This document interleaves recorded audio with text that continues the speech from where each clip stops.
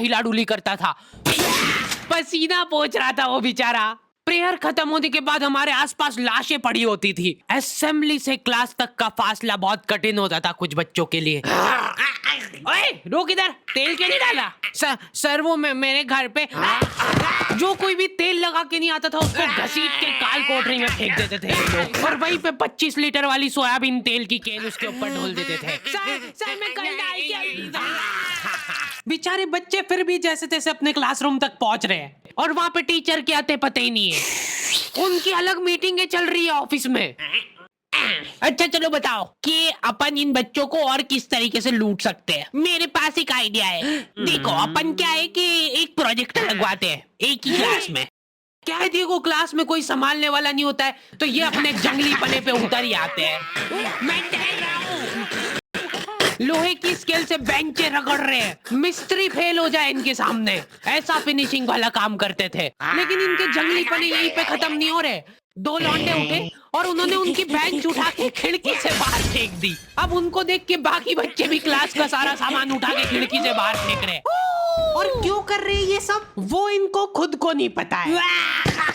Ma'am शायद बाहर छोड़ो, इधर ध्यान दो ना आप। तो अपन ये जो प्रोजेक्टर लगवाएंगे इसको अपन नाम देंगे स्मार्ट क्लास, और उसकी अपन लेंगे अलग से फीस। ठीक है, पर कभी किसी बच्चे ने नहीं दी तो? अरे भूषण जी, फीस पेरेंट्स देते हैं, बच्चे नहीं। एक हफ्ते में एक पीरियड लगता था स्मार्ट क्लास का, जो बच्चों को स्मार्ट बनाने के लिए काफी था। पॉपकॉर्न लाया था ना तू आज? हाँ। खोल टिफिन, मूवी चलेगी अभी मूवी। ये लोग ऐसे बैठे कि अभी लड़की आके मुजरा करेगी इनके सामने। जिन भी बच्चों ने वो एक्स्ट्रा फीस नहीं भरी होती थी उनको वो एक पीरियड के लिए क्लास के बाहर जाना पड़ता था। ये सब हरकतों में ही 10-15 मिनट निकल जाते थे। उसके बाद टीचर आके जैसे ही प्रोजेक्टर चालू कर रही है उसकी आधी स्क्रीन जने कहाँ सीलिंग पे ही चढ़ रही है। तो अब उस स्क्रीन को फिक्स करने के लिए एक एक्सपर्ट आदमी को बुलाया जाता है। हाँ सही सोच रहे हो भूषण।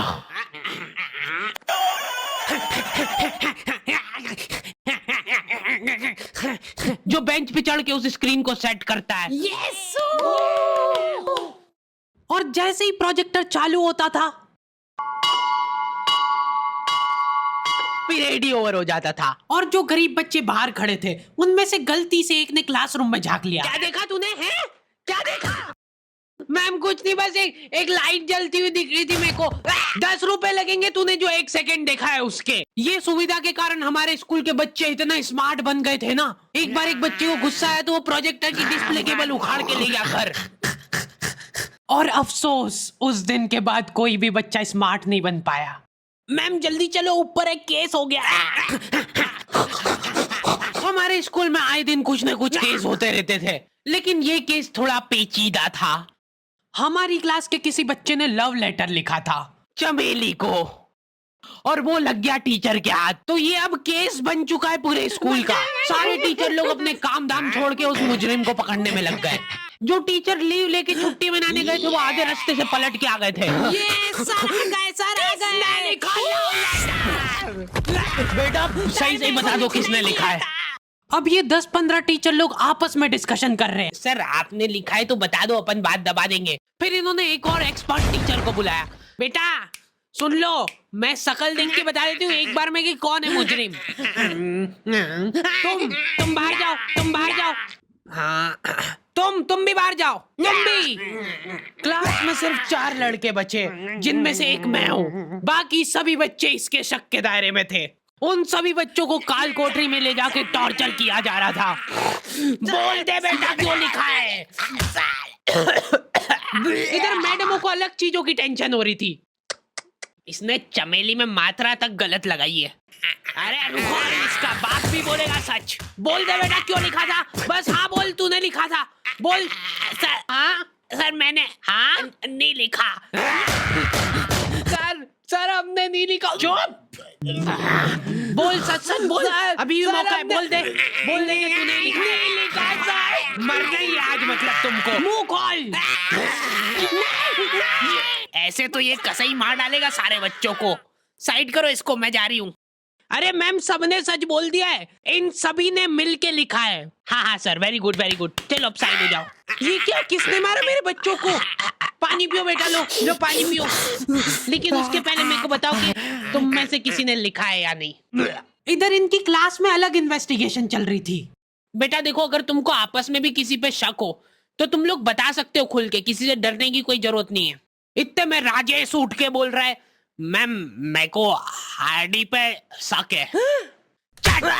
तो पहले क्यों नहीं बताया? उसके बाद ये लोग मेरे को ही पकड़ के ले गए। अभी देखो मेरी शक्ल पता है, थोड़ी सी ऐसी भोली टाइप है, तो मेरे को बचपन से ही उस चीज का एडवांटेज मिला है, जैसे किसी बच्चे से लड़ाई हो गई। सर इसने ही मारा है मेरे बच्चे को।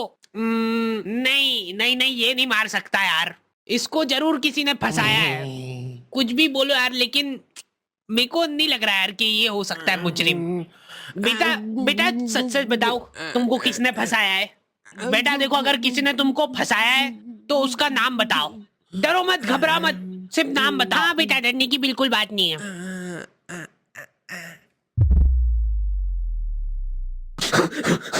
राजेश कौन है? सर मैं। बस उसी दिन राजेश मेरे को आखिरी बार दिखा था,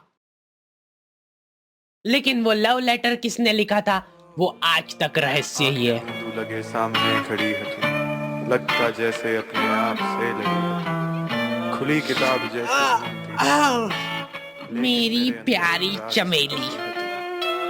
नाम तेरा है क्या मुझको